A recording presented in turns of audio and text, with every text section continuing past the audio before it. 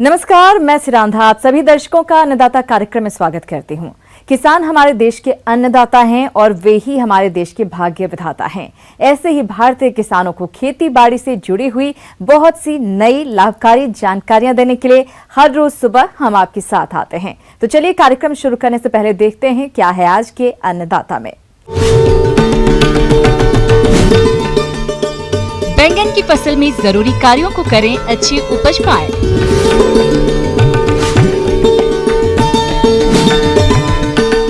Milky mushroom की खेती से किसान कमा सकते हैं अच्छा मुनाफा।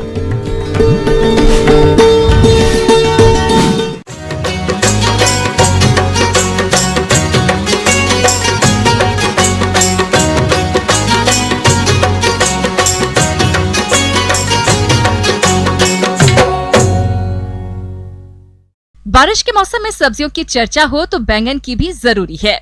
सब्जी, भरता, पकौड़ी, कलौजी सहित कई तरह के व्यंजन तैयार कर आप बैंगन का स्वाद ले सकते हैं। खेती के हिसाब से देखें तो बैंगन कुछ प्रमुख सब्जियों में से एक है।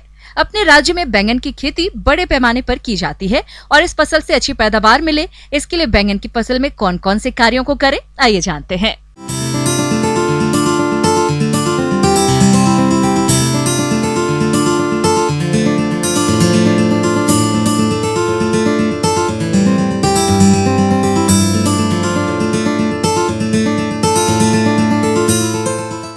किसान भाइयों, इस समय अपन बैंगन के खेत में खड़े हैं और इस बैंगन के खेत में आप देख रहे हैं कि इस समय पर कुछ पौधों में फूल कम आए हुए हैं जितना आना चाहिए। तो अगर फूल कम आ रहे हैं किसी पौधे में तो मैं ये बताना चाह रहा हूँ किसान भाइयों कि फूल कम आने का मतलब भी ये हुआ कि या तो उसमें खाद की कमी हो गई या फिर उसमें किसी हार्मोन का इम्बैलेंस हो गया, इस वजह से उसमें खाद ये हो रहा, या तीसरा उसमें जो सिंचाई का मैनेजमेंट है वो थोड़ा सा गड़बड़ा गया है। तो सिंचाई का अगर मैनेजमेंट इस समय पर गड़बड़ा जा रहा है आपका, इस समय पर ये बारिश का सीजन शुरू हो चुका है, तो इसमें हमें क्या करना चाहिए कि मौसम को देखते हुए हमें सिंचाई करनी चाहिए। वैसे तो बरसात के मौसम में सिंचाई करने की आवश्यकता बहुत कम होती है। यदि बारिश न हो तो ऐसी दशा में 12 से 15 दिनों के अंतराल पर सिंचाई करते रहना चाहिए। सिंचाई ड्रिप के माध्यम से करने पर पानी की 70% बचत होती है और पैदावार अधिक मिलती है। वैसे जनरली अगर गर्मियों के मौसम में की हम बात करें तो तीसरे से चौथे दिन हम इसकी सिंचाई करते हैं और इस समय पर हम अगर 5 दिन पे सिंचाई करें तो भी चलेगा। कि अगर फूल कम आ रहे हैं और हमें पता चल रहा है कि अब हम इमीडिएट क्या करें तो इसके ऊपर हमें स्प्रे करना चाहिए। स्प्रे खाद का स्प्रे करना चाहिए, जैसे NPK जिसमें तीनों नाइट्रोजन, फास्फोरस और पोटास तीनों का जो मिश्रण होता है उसका 5 ग्राम प्रति लीटर पानी में लेकर के और इसके ऊपर स्प्रे करें। दूसरा, अगर और ज़्यादा कमी आपको लग रही है तो इसमें सूक्ष्म खाद 3 से 4 ग्राम प्रति लीटर पानी में लेकर के उसका भी इसके ऊपर स्प्रे किया जा सकता है, जिससे कि ये खादों की कमी है उसको दूर किया जा सके तो इसमें कुछ फूल आए। ये जो फूल कम आ रहे हैं इसके लिए दूसरा एक और भी हम स्प्रे कर सकते हैं, जैसे नेप्थलीन एसिटिक एसिड है। ये दोनों काम करता है। फूलों की अगर संख्या गड़बड़ा जा रही है यानी कि फूल ज़्यादा गिर रहे हैं तो उनको कम करता है और कम आ रहे हैं तो फूलों की संख्या को बढ़ा देता है। इसका दोनों काम है। तो इस समय पर हमें प्लानोफिक्स का इसके ऊपर स्प्रे करना चाहिए जिससे कि इसकी जो फूलों की संख्या है वो थोड़ी मेंटेन रहे। दूसरा, इसमें फूलों को रोकने के लिए एक विशेष हार्मोन और है और उसको हम बोलते हैं ट्राइकेंटेनोल के नाम से आता है, जिसको मात्र 0.5 ml प्रति 10 लीटर पानी में मिला करके और इसके ऊपर हर एक 10 दिन के अंतराल पर 2 से 3 स्प्रे अगर इसके किए जाएं तो उसका काफ़ी अच्छा इसमें फ़ायदा मिलता है। चूँकि आप देखते हैं कि अगर फलों का जो झड़ना है इसका अगर हम मैनेजमेंट कर लें तो अच्छा इससे उत्पादन कर सकते हैं। किसान भाइयों, बैंगन की फसल में लगने वाली कीटों में एक मुख्य कीट है प्ररोह। वह फल भेदक ये कीट पौधे के तना और फल दोनों को नुकसान पहुंचाता है।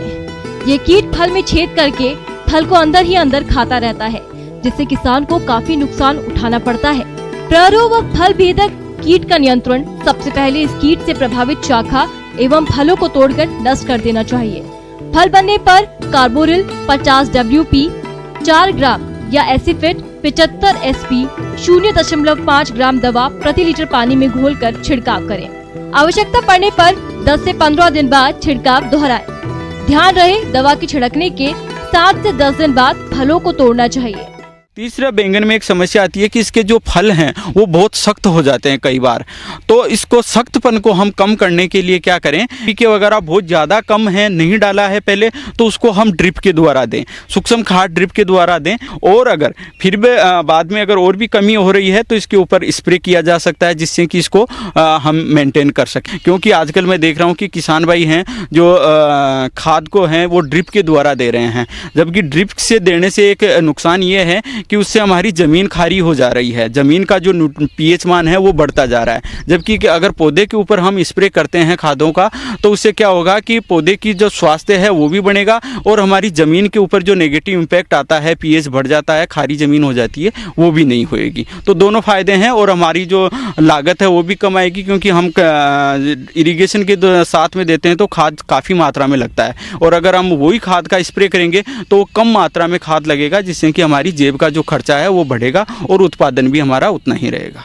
किसान भाइयों, अभी तक आपने खेती से जुड़ी हुई कुछ उपयोगी जानकारियां देखी। अब लेते हैं एक छोटा सा ब्रेक, जल्द ही लौटेंगे और कार्यक्रम में आगे भी हैं खेतीबाड़ी से जुड़ी हुई महत्वपूर्ण जानकारियां। आप बने रहिए हमारे साथ। ब्रेक के बाद आप सभी दर्शकों का अन्नदाता में स्वागत है। चलिए अब रुक करते हैं अगली कड़ी की ओर।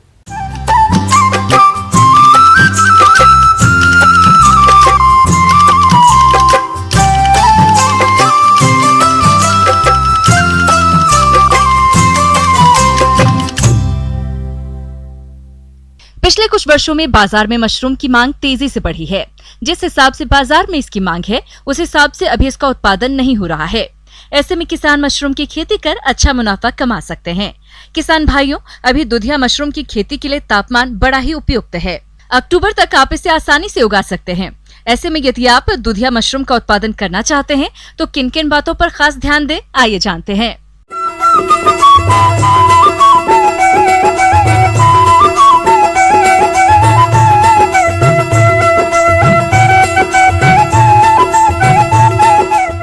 आप ऑयस्टर और बटन की खेती तो बहुतायत में कर रहे हैं, लेकिन जो ऑफ सीजन होता है मशरूम का, जो गर्मी का समय होता है, उस समय के लिए आप मिल्की मशरूम की खेती कर सकते हैं।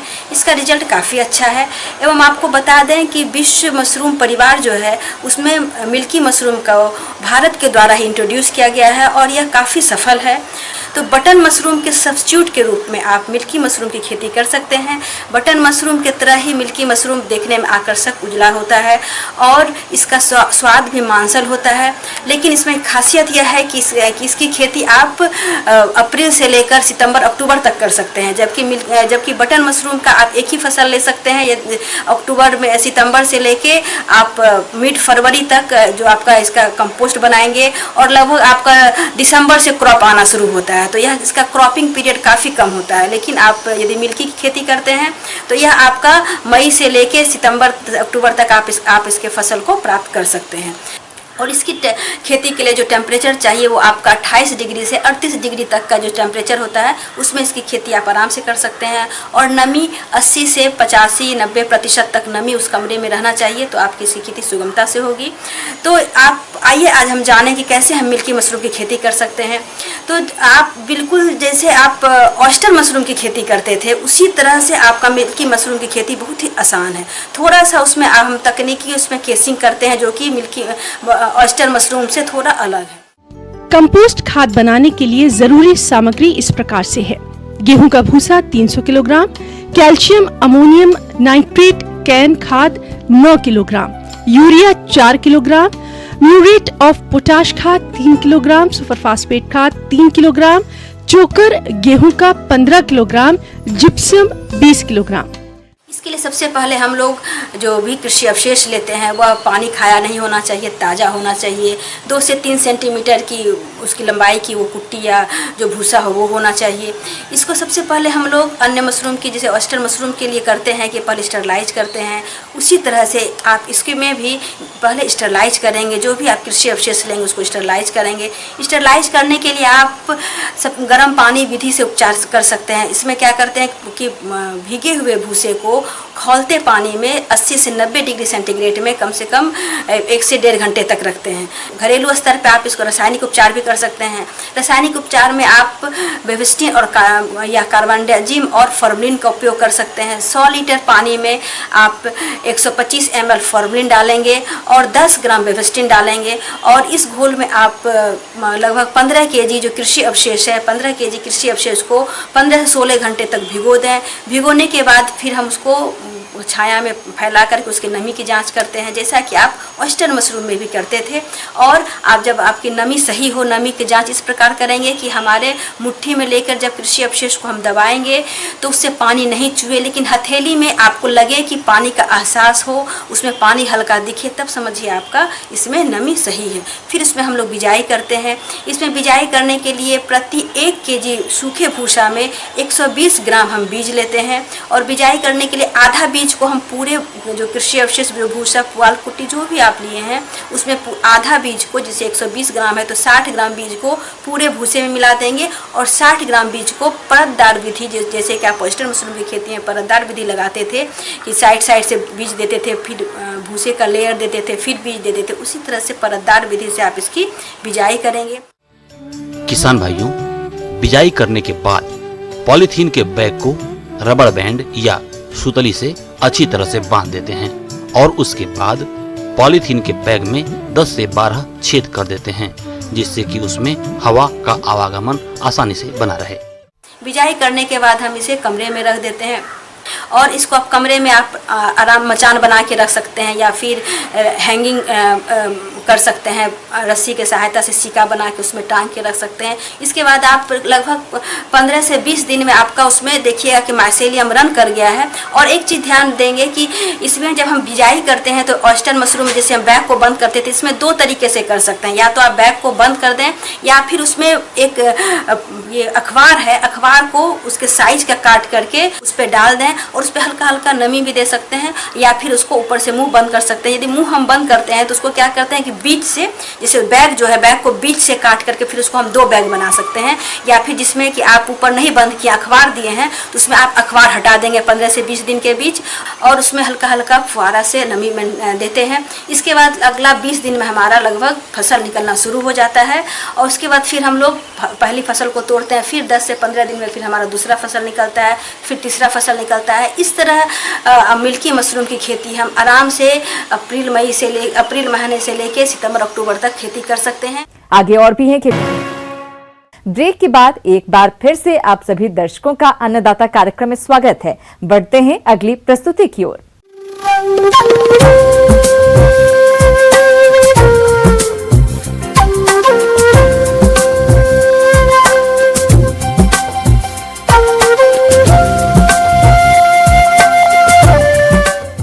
मौसम के अनुसार प्रबंधनों पर ही टिकी है आपकी खेतीबाड़ी, इसलिए मौसम पूर्वानुमान और उस पर आधारित साप्ताहिक कृषि सलाह इस प्रकार है।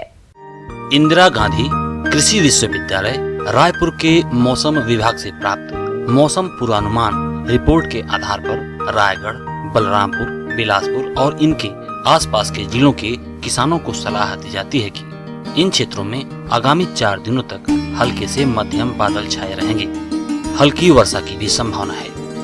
ऐसे में इन क्षेत्रों के किसान भाई सोयाबीन की फसल 15 से 20 दिन की हो गई हो और बुआई के तुरंत बाद उपयोगी अनुशंसित खरपतवार नाशकों का आपने प्रयोग नहीं किया है, उस दशा में इस समय इमेजाथापर खरपतवार नाशी का प्रयोग करें। फसल में नीला बिरिंग, जिसे ब्लू बीटल के नाम से जानते हैं, का प्रकोप होने पर फिनॉल्फास 1.5 लीटर प्रति हेक्टेयर की दर से छिड़काव करें। सोयाबीन, सब्जियों एवं अन्य खरीफ फसलों में जल निकास की उचित व्यवस्था बनाए रखें। वर्तमान में हो रही वर्षा को देखते हुए किसान भाइयों को सलाह है कि धान के खेत में मेड़ों को बांध कर रखें तथा जल्द से जल्द रोपाई का कार्य पूर्ण करें। रोपा किए गए खेतों में लगभग 5 सेंटीमीटर पानी रोक कर रखें। अधिक पानी भर कर रखने से कंसों की संख्या प्रभावित होती है। रोपाई से पहले पौध को किसी फफूंदनाशी से उपचारित अवश्य करें। धान की खड़ी फसल में खरपतवार नियंत्रण के लिए रोपाई के 20 से 25 दिन बाद नॉमिनी गोल्ड खरपतवार नाशी की 100 मिलीलीटर मात्रा 250 से 300 लीटर पानी में घोलकर प्रति एकड़ की दर से छिड़काव करें। धान की फसल में खैरा रोग के लक्षण दिखाई देने पर प्रति हेक्टेयर की दर से 5 किलोग्राम जिंक सल्फेट और 2.5 किलोग्राम बुझा हुआ चूना 800 लीटर पानी में घोलकर छिड़काव करें। धान की फसल में गंगई कीट लगने पर 5 से 10% अधिक देहली स्तर पर किसान भाई कार्टाप हाइड्रोक्लोराइड 4G की 18 किलोग्राम मात्रा प्रति हेक्टेयर अथवा थायोमेथाक्साम 25 WG 100 ग्राम प्रति हेक्टेयर की दर से छिड़काव करें। जीवाणु जनित झुलसा रोग धान की रोपाई के 20 से 25 दिन बाद अगर पत्ती के किनारे वाली ऊपरी भाग हल्का पनीला सा हो जाए तो इस दशा में पोटास 25 किलोग्राम प्रति हेक्टेयर का उपयोग लाभकारी होता है। हल्की वर्षा को ध्यान में रखते हुए प्रत्येक कतार के 5 से 6 गन्नों को एक साथ 1.5 से 2 फीट की ऊंचाई पर सूखी पत्तियों पर बंधाई करें। इससे अधिक वर्षा और तेज हवाओं के कारण गन्ना नहीं गिरता है। पायरिला कीटों के प्रकोप को कम करने के लिए जल निकासी की उचित व्यवस्था रखें। इस समय खरीफ प्याज, लोबिया, भिंडी, सेम, पालक, चौलाई आदि सब्जियों की बुआई शुरू कर सकते हैं। बीज किसी प्रमाणित स्रोत से ही खरीदें। खरीफ सब्जियों की फसल की निराई गुड़ाई करें तथा बची हुई उर्वरकों की मात्रा दें। बेल की सब्जियों के लिए मंडप बनाएं। सब्जियों की तुड़ाई भी करते रहें। कीट एवं बीमारियों से फसल को बचाने के लिए जरूरी कीटनाशकों एवं फफूंदनाशकों का प्रयोग करें। हल्दी और अदरक की खेतों से आवश्यकता अनुसार जल निकास करें। अदरक की फसल में बुआई के 40 दिन बाद प्रति हेक्टेयर की दर से 50 से 55 किलोग्राम यूरिया डालकर मिट्टी चढ़ा दें। नवीन फलदार पौधों का रोपण करें एवं मरे हुए पौधों के स्थान पर नवीन पौधे का रोपण करें। आम के बागों से वर्षा के पानी को निकालने की उचित व्यवस्था करें। जिन बागों में फल आया था उसमें तुड़ाई के बाद प्रति पेड़ की दर से 1 किलोग्राम यूरिया का अवश्य प्रयोग करें। फलदार वृक्षों के तनों पर वार ईटिंग कैटरपिलर, जिसे छाल खाने वाली इल्ली कहते हैं, दिखाई देने पर इनके बनाए हुए छिद्रों में मिट्टी का तेल छेदों में डालकर गीली मिट्टी से ढक दें।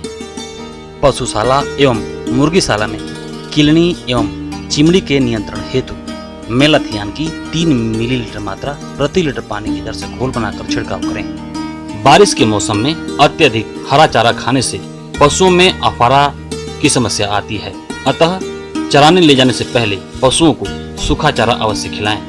अपने मवेशियों को लगातार पानी में भीगने से बचाएं। पशु बाड़े को प्रतिदिन फिनाइल के घोल से धोएं। मृत्यु दर को रोकने हेतु नवजात बछड़ों को जन्म के 2 घंटे के अंदर खीस जरूर पिलाएं एवं सूखे स्थान पर पैरा बिछाकर बछड़ों के रहने की व्यवस्था करें। अच्छे स्वास्थ्य एवं दूध उत्पादन बनाए रखने एवं बीमारियों से बचाव के लिए पशु बाड़े में मक्खी और मच्छरों के नियंत्रण हेतु उपाय करें। जुलाई अगस्त का महीना मछलियों के प्रजनन का होता है। नवीन मछली बीज डालें और तालाब से अनावश्यक जीव जंतुओं तथा अवांछनीय मछलियों की सफाई करें। बकरियों को बारिश से भीगने से बचाने की व्यवस्था करें एवं CCPP का टीकाकरण करवाएं।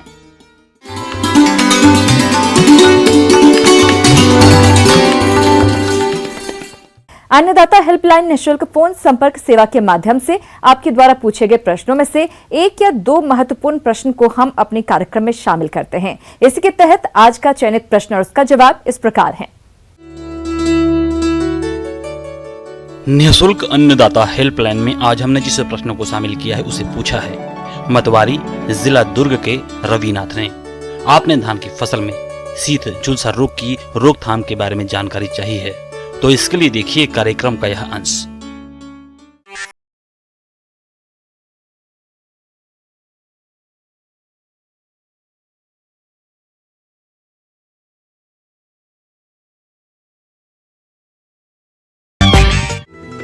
धान खाद्यान्न की महत्वपूर्ण फसल है। प्रदेश में धान की रोपाई का कार्य हो चुका है। अब ये फसलें कल्ले निकलने से लेकर गोप की अवस्थाओं पर हैं।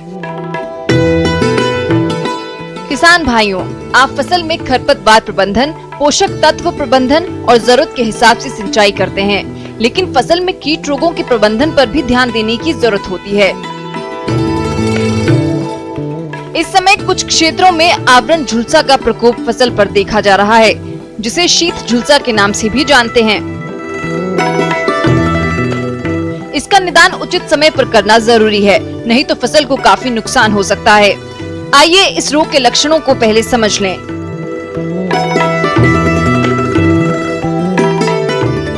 ये रोग कल्ला निकलने से लेकर दाना बनते समय फसल को नुकसान पहुंचाता है। तने की गांठ पर भूरे रंग से घिरा हुआ सफेद रंग का धब्बा सांप के ऊपर बने धब्बे जैसा होता है। बाद में ये धब्बे आपस में मिलकर पौधे को सुखा देते हैं। ये रोग अधिक नमी होने पर और यूरिया का अधिक प्रयोग होने की दशा में तेजी से फैलता है। किसान भाइयों, यदि आपकी धान की फसल में इस तरह के कोई लक्षण दिखाई दे रहे हैं तो यूरिया का प्रयोग अभी बिल्कुल ना करें। पहले इस रोग के निदान के लिए प्रोपिकोनाजोल दवा की 500 मिलीलीटर मात्रा 800 से 1000 लीटर पानी में घोलकर प्रति हेक्टेयर की दर से 15 दिन के अंतर पर 2 बार छिड़काव करें और जब रोग पूरी तरह से खत्म हो जाए उसके बाद जरूरत हो तो यूरिया का छिड़काव संतुलित मात्रा में करें। अब आइए देखते हैं कल दिखाए जाने वाले कार्यक्रम की मुख्य झलकियां। मेंथा की खेती के लिए जड़ उत्पादन की तकनीक।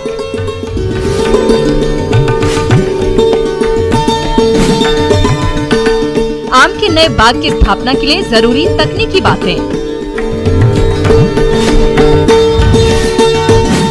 किसान भाइयों, अन्नदाता आपकी सेवा के लिए संकल्परत है। कृषि संबंधित समस्या और सुझावों के लिए आप हमें इस पते पर संपर्क कर सकते हैं। प्रोड्यूसर अन्नदाता news 18 Madhya Pradesh Chhattisgarh, Ramoji film city Hyderabad 501512। साथ ही आप हमें ईमेल भी कर सकते हैं।